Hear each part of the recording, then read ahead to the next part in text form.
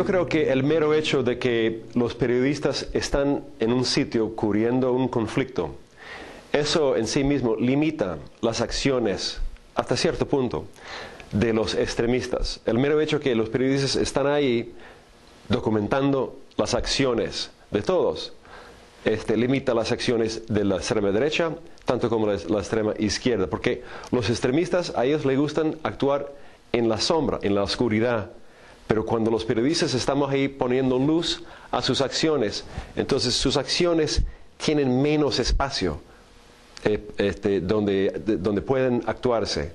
Y en esa forma nosotros estamos cambiando con nuestra mera presencia lo que pueden hacer y lo que no pueden hacer.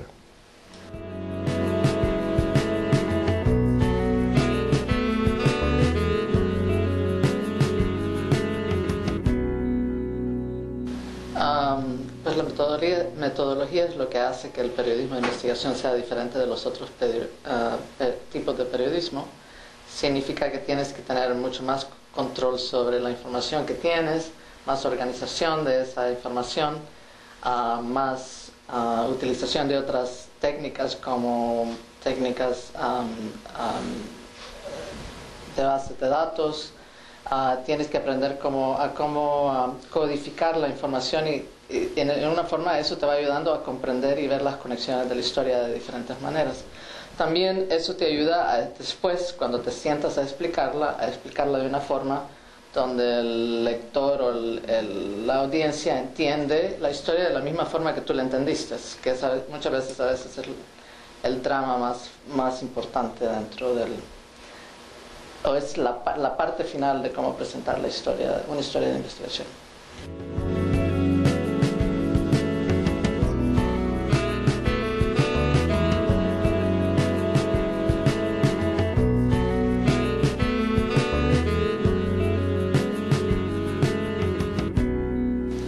Bueno, ese es un debate, lo de la objetividad que se tiene en muchos lugares. Depende del entrenamiento que ha tenido el periodista. El tema es que la verdad, pues nadie es dueño de la verdad, cada quien tiene una diferente verdad. Por eso es que los periodistas tienen que encontrar todas esas verdades que todo el mundo cree que ellos tienen y ponerlas en una forma donde sea una verdad un poco más comunitaria. Y es claro, pues el objetivismo es, ya que no puedes controlar un montón de cosas, qué es lo que es un ser humano, hay que entrar desde ese momento en que vas a hacer un buen trabajo y vas a ser totalmente imparcial. Y creo que eso es lo que un buen periodista debe lograr siempre, y el tema es en el momento que tú te vuelves parte de un conflicto o de un tema, perdiste tu poder para ser un buen periodista y para informar y hacer tu trabajo mejor.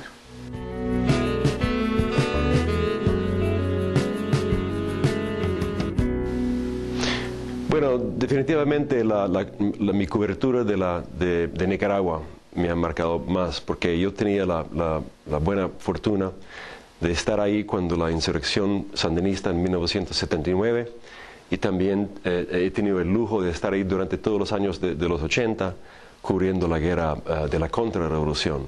Mi relación con Nicaragua es una relación de hace 3 décadas, y es una relación bastante profunda y realmente dulce. He tenido el privilegio de trabajar con un pueblo en un país maravilloso.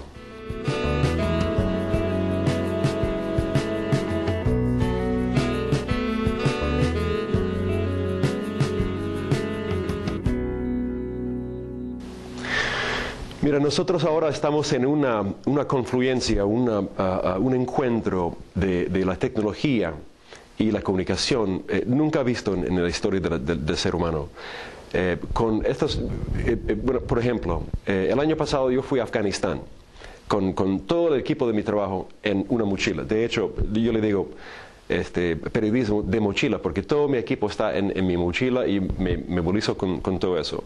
Un laptop, en mi caso uso laptop Macintosh con Final Cut Pro para redactar mis documentales, y andaba una camarita Sony, un EX1, que es digital y que no usa cinta, usa tarjetas de memoria. Es una cámara fantástica, y con ese equipo yo fui a hacer un documental de 30 minutos para PBS en los Estados Unidos. Donde estamos ahora es que a cada persona, a muchas personas, a la mayoría de la gente, está a nuestro alcance el equipo para poder comunicar globalmente, instantáneamente, y en un idioma, el idioma visual, que trasciende el idioma escrito y el idioma hablado. Y en esa forma estoy haciendo mi trabajo hoy en día. Tienes que empezar con, yo digo siempre hay que comenzar con una idea clara de lo que se quiere hacer, que sería como el lead, donde decís exactamente, llegar a ese acuerdo, esa idea, esa hipótesis clara de lo que quieres hacer, te va a ahorrar un montón de problemas en el futuro. Creo que muchas veces empiezan investigaciones sin tener una idea clara de lo que uno quiere y entonces empieza a irse por diferentes lugares. Y son las investigaciones que no tienen un corazón, ¿no? Entonces tienes que tener ese elemento que nunca cambia. Tal vez le añades diferentes puntos aquí o allá. El otro tema tienes que ver si en realidad es una investigación que puedes hacer. Hay muchos periodistas, especialmente los jóvenes, cuando comenzamos, que pensamos que podemos hacer un montón de cosas que en realidad cuando uno se sienta y empieza a ver eso, la historia pues no llega a ningún lado. En primer lugar porque no tiene acceso, porque no tiene los fondos, porque la situación es muy peligrosa o porque uno es muy joven. Entonces creo que eso es muy caro en términos de costos emocionales, pero también costos financieros.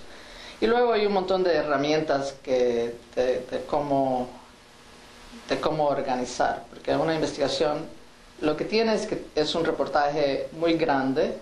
Usualmente si quieres hacer una buena investigación tiene muchos elementos que tiene que contar la historia desde el principio hasta el final y el futuro, ¿no? Y eso es mucha información. Y entonces si tú no has comenzado muy organizado, sabiendo la historia, que son los antecedentes, ¿no? Sabiendo el problema, cuáles fueron los detonantes del problema, sabiendo cuáles son las soluciones y sabiendo cuáles son el futuro, te vas a perder. Es un mapa.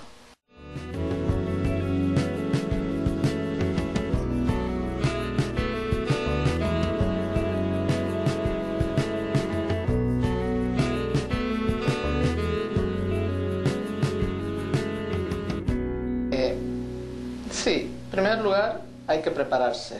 Tienes que saber exactamente todo lo que... no es un conflicto en tu país, tienes que saber exactamente todo lo que ha transcurrido en el pasado en ese lugar, por qué está transcurriendo el conflicto. Y aún así, llegando así de preparado, vas a aprender. Una cosa es leer un libro y otra cosa es experimentarlo. Porque hay elementos de los 5 sentidos, ¿no? Lo que uno escucha, siente, huele, toca, es totalmente diferente de leer. Y el otro tema es, no puedes ser emocional en un conflicto. En el momento que tú empiezas a sentirte emocional, por un lado, vas a tener momentos, pero tienes que recuperarte y pensarlos. Pero en el momento que ya no puedes ser totalmente distanciado del tema, ya no puedes hacer tu trabajo bien.